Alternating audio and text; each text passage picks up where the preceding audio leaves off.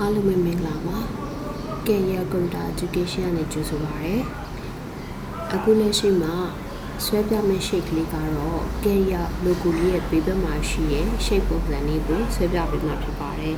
ဒီ shape ပုံစံလေးဆွဲဖို့အတွက်သုံးရမယ့် tools လေးတွေက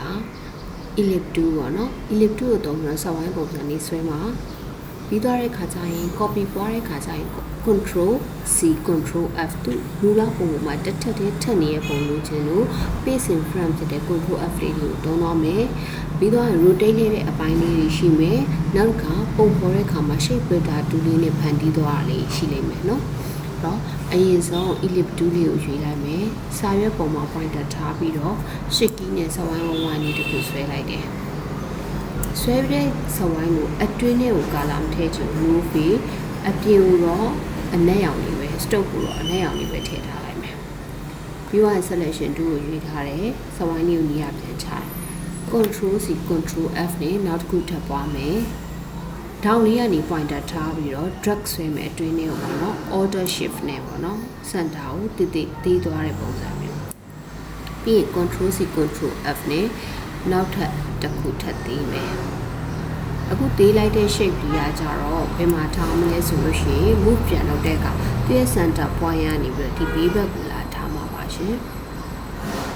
ဘေးဘက်ကိုထားပြီးတဲ့အခါမှာ order shift လေးနဲ့နည်းနည်းသေးပြီးပါနော်အမျိုးလေးပဲအစွန်းထွက်တာရရနော် shape builder တူနဲ့ပြန်ဖြတ်မှာလို့ကဲပြီးသွားရင်အောက်ဘက်ချမ်းကိုဖြတ်တောက်ချင်တာရှိရဲ့အတွက်ကတ်ကြီးလေးကိုရွှေ့မယ်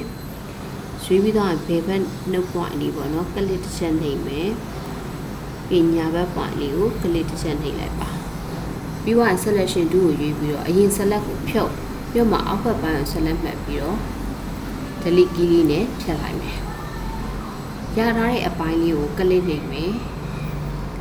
Control C Control F နဲ့ထပ်ပွားမယ်ပွားပြီးရင် rotate tool လေးကိုရွှေ့ပေးပါရွှေ့ပြီးတော့မူလဆောက်ဝိုင်းအလဲ center point ပေါ့နော်အဲ့ညမှာကလစ်နှိပ်ပြီးတော့သူ့ရဲ့ anchor ပေါ့ center point ကိုဒီဘက်ကိုရွှေ့ပေးလိုက်တာ center ကိုရွှေ့ပြီးတော့မှဒီပုံလေးကိုဆွဲရွှေ့မယ်အပေါ်နားလေးပေါ့နော်ရပါပြီပြီးသွားပြီဆိုရင် selection tool ကိုရွေးမယ်အကုန်လုံးကို selection မှတ်မယ်မှတ်ပြီးတော့မှ shape builder tool ကိုရွေးအရင်ဆုံးကိုချန်ထားခြင်းတဲ့အပိုင်းကိုပုံဖော်ခြင်းတဲ့အပိုင်းကလစ်နှိပ်ပြီးပြီးတော့မလိုအပ်တဲ့ပိုင်းတွေတော့ auto click နှိပ်ပြီးတော့ဖြတ်ပေးပါအောက်ဘက်ကအစွန်းထွက်နေရလေးလည်းဖြတ်ပေးပါပြီး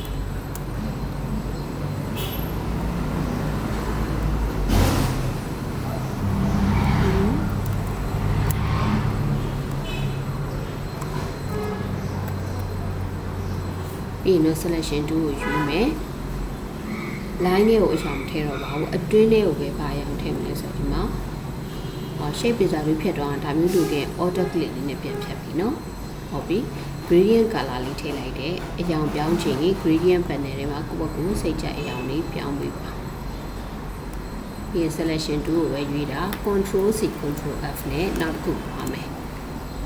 ရလာတဲ့ပုံ rotate လှည့်မယ်ဒီဘက်လေးမှာဒါပြင်မယ်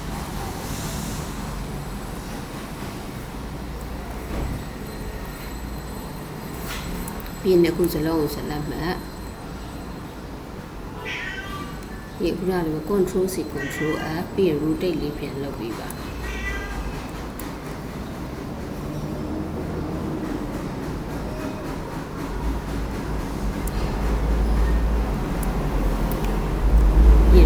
Control G နဲ့ group ဖွဲ့တယ်ပြီး Control C Control F အတွင်းလေးကိုတီးလိုက်မယ်ပြီးတော့ Control C Control F Control D โอเคဒါပါပြီ